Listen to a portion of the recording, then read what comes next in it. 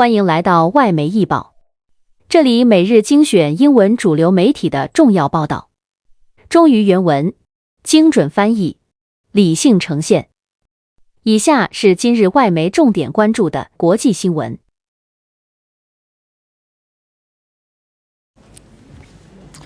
North Korea may have just named its next supreme leader, and she is a teenager. Her name is Kim Joo-ae, and she is the daughter of Kim Jong-un. You may have seen her before, standing next to ballistic missiles, watching test launches, surrounded by generals in full uniform saluting her. She may take charge after her father, because in North Korea, power is passed down like a family heirloom. So every public appearance is a message, and South Korean intelligence believes that the message is clear this time. Kim Joo-ae is not just Kim's daughter, she is the designated successor. Considering all of that, Kim's daughter's presence is increasingly becoming more prominent domestically, and that she is giving her direct opinions on some policies during her on-site inspections, we can say it's somewhat unusual that the expression used was that she was in a stage of being internally appointed successor from that she was in study as successor.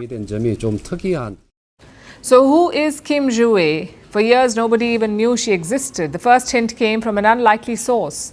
Former NBA star Dennis Rodman. He visited Pyongyang in 2013. He casually mentioned that he had held Kim's baby daughter, Joo-ae. That was it. There was no talk about her after that until 2022.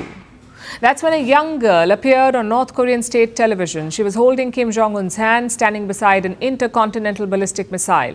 Since then, she has been everywhere. Military parades, missile tests, banquets with generals, and visits to the Kumsusan Palace. That's where Kim's grandfather and father lie in state. She was even seen stepping off Kim's armored train. And in North Korea, such photos are not random. Every frame is propaganda. And in these frames, she is no longer walking behind Kim Jong-un. She walks beside him, sometimes even ahead of her father. That symbolism matters too. Seoul says she was being trained all these days, and now she has been formally designated. She has been named the heir. Some lawmakers say she is even offering inputs and giving her opinion on state policy. Remember, she's still a teen. By some estimates, she is about 13 years old. But why name her the successor right now? Kim is still in his early 40s. He does not look very ill. So what is the hurry? North Korea, as you know, is a dictatorship. It has been ruled by the Kim family since 1948. First, it was Kim Il-sung. Then his son, Kim Jong-il. And then his son, Kim Jong-un, the current leader. 3 generations have ruled North Korea. And the regime survives on what it calls the sacred bloodline, meaning only a Kim can rule the nation. So by introducing Joo-ae early, Kim is doing 3 things. 1, he is normalizing her presence. 2, he is preparing the elite psychologically for her leadership. And 3, he is locking in dynastic continuity. If something happens to him, if something happens suddenly, there will be no power vacuum. The bloodline continues. That's the idea. Also, North Korea is deeply patriarchal. Analysts long assumed that a son would take over. South Korea believes there may be an older son too, a son of Kim Jong-un. But he has never been seen or acknowledged publicly. So why choose Joo-ae? Why is she the chosen one? Perhaps because she is the one that Kim trusts the most. Perhaps because there is no son at all. Or if there is, he is not suitable or he is not well.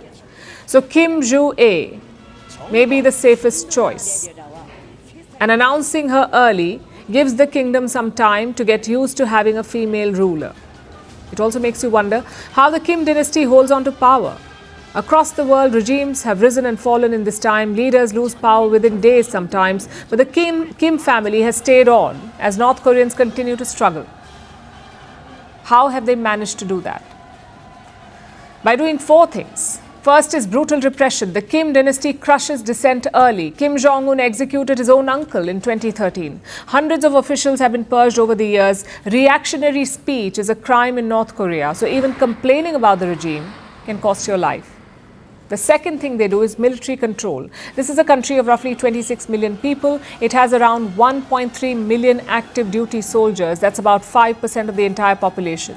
And military service lasts nearly a decade. It's not just about weapons, it's also ideological training. Loyalty to the Kim family is drilled in. The military is the spine of the regime. You control the military and you control the country. 3. Nuclear weapons. North Korea is believed to have nuclear weapons, and that deters invasion by foreign powers. It prevents regime change from outside. And 4. Isolation and indoctrination. From childhood, North Koreans are taught that the Kim family is sacred, the outside world is hostile, hardship is normal, independent thought is cut early, media is controlled, and the internet is restricted. Even then, despite all of this, there have been attempts to dethrone them.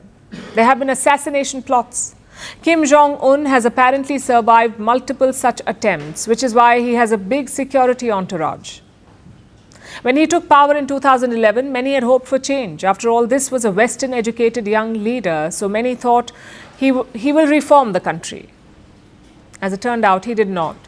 Will his daughter be different? If history is any guide, Kim Joo-ae may not be a break from the system that empowers her. She may simply be its next caretaker. 以上是今日外媒译报。如果你希望持续通过外媒视角了解世界，欢迎订阅频道。我们下期再见。